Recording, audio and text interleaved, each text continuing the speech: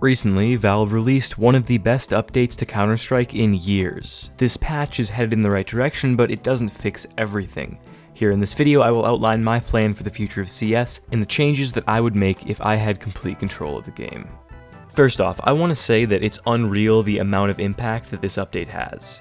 In 4 lines of text, Valve have caused enormous waves across the CS community. To be clear, this video is not about small balance changes. This is about macro ideas behind the game that would make our experience as players much better. The first thing that I would want is a revamped matchmaking system, starting with a visual display of your elo. Without knowing how close you are to ranking up, it's tough to be motivated to play matchmaking. Everything we know about how rank works in the game is pretty much just hearsay, and we need more transparency. We also need some kind of in-game route past Global Elite. Whether that's an official partnership with Faceit or ESEA, or a more advanced league system implemented into the game, I am not sure, but we need some path to pro integrated into the game. One idea that I would like to see implemented is a system of daily ladders and tournaments subdivided by region that anyone can enter for free with either a pre-made squad, a stack, or even solo. The winners of this tournament will get an XP boost and a guaranteed drop from their next competitive game. This prize may not seem massive, but it's a prize nonetheless, and the point is to drive people towards competition. These tournaments will be held in a classic single elimination format, with each game being a competitive, long premier match. This is not a perfect system by any means, but for people that actually commit themselves to playing in a tournament, we can't do best of 3 long matches all the way through. I think that the best way to limit the time issue is to have 8 teams per bracket, and if more people want to join the bracket for a specific region, create another bracket and run that.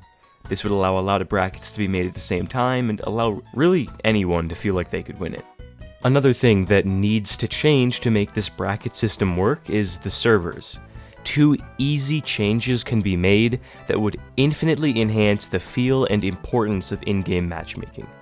128-tick servers and MR3 overtime always enabled. For the tournaments, this overtime would need to have stipulations. For instance, any 2 teams that go to 5 overtimes or more are automatically disqualified from that tournament. This would prevent 2 teams from stalling out a tournament by allowing themselves to go to a massive number of overtimes, forcing the other teams in the tourney to disqualify because they just don't have the time to sit and wait for hours. This would bring the base CSGO experience much closer to that of the professional scene. Speaking of the pro scene, another thing that would positively impact our community is a clear and easy to understand rotating map pool for the pro scene. There are 2 main points that I would want in an overhauled map pool system. First, the shift needs to be announced in advance, preferably at least 3 weeks before the change occurs. And second, we need to have a consistent time that the map pool changes. If we want to keep the same general time frame that we have now, the day after the second major of the year makes sense as the day that the map pool will shift. The way this would work out is that the map pool change would be announced about a week before the major starts, and it would go into effect the day after the final.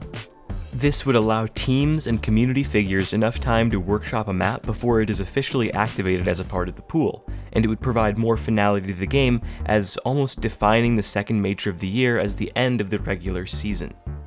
Speaking of seasons, I think that an official circuit for CS would not be a good thing, as it would make it much less possible for young, unknown players and teams to rise up, such as the Bad News Eagles of this year. However, I think that having a loose season defined by the end of the second major of the year makes a lot of sense. It really doesn't make much sense right now how after the second major of the year we have these straggler events that take place before teams can fully solidify roster moves and often play host to a lot of dead teams. I think that an easy fix to this is to move the majors slightly later on in the year and have them take place right before the player break. This would allow teams to have time to rebuild before they play in events that they're contractually required to play, and it would give players a break more lined up with the breaks of their friends and family around the winter holidays. I don't expect my ideas to actually be implemented, but I think that throwing them out there and getting them into the minds of the people is important. This is kind of just a collection of ideas that I've built up over the years and I want to get out.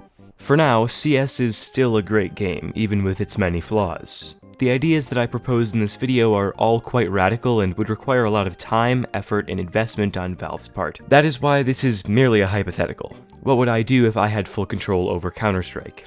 I do hope that some of my ideas are at least taken into consideration at some point, and perhaps partially implemented, because I do believe that the game's health would improve significantly. But even if the systems behind CS stay exactly as they are now, the game will still survive, because the community has the power to rework those systems themselves, with external programs like Faceit and ESEA paving the way.